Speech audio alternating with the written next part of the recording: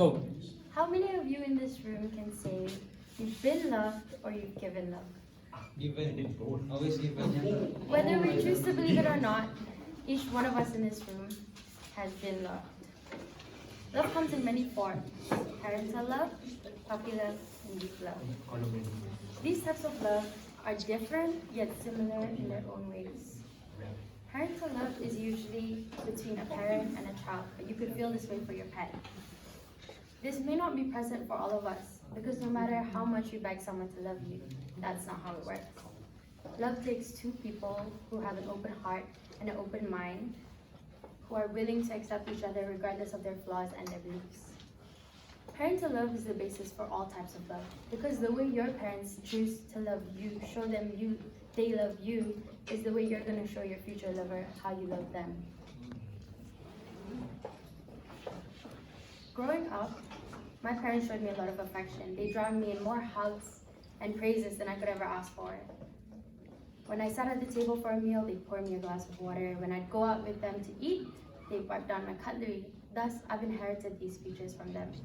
So when I love and care for someone, I tend to do this without acknowledging it, without even having to think about it. But other people's parents may have not shown them the same amount of affection. Their parents might have just given them affection as material items. So when they're in a relationship, this is what they expect. They expect their lover to get the material items.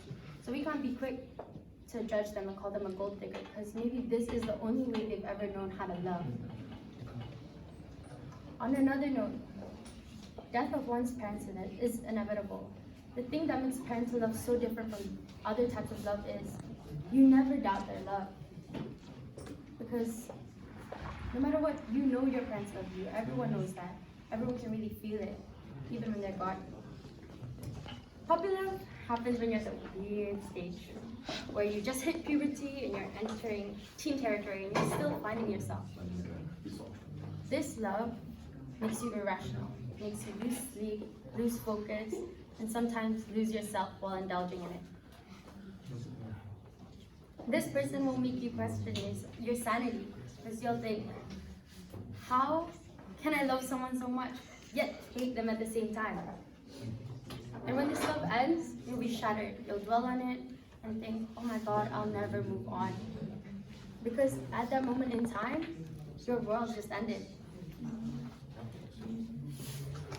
Deep love is the type of love you feel when you know yourself. You know your likes, you know your dislikes, you know your preferences. And this might cause you to want someone to change. But asking someone to change for you doesn't necessarily mean that they don't love you. It just means that they want you to be a better version of yourself. Because after all, we're all evolving to be the best versions of ourselves. This lover will be a priority, as prioritized as your family, because you'll see a future with them. You'll see yourself getting married, having children, growing old. But then this may not be what the other person wants. And this person will either appreciate you and cherish you, or underappreciate you. You could move mountains for this person. They'll either give you their whole heart, or they'll give you a thumbs up to acknowledge your existence. It might be so discouraging, but through it all, you push through the pain because you know it's worth it.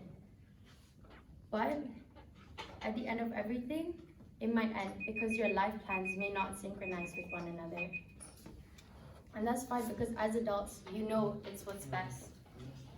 So to summarize, love is a painful yet beautiful process that everyone has to go through in life. The life cycle is all about love. From birth to death, love will always stay in our hearts, and it will forever stay in our memories with joy.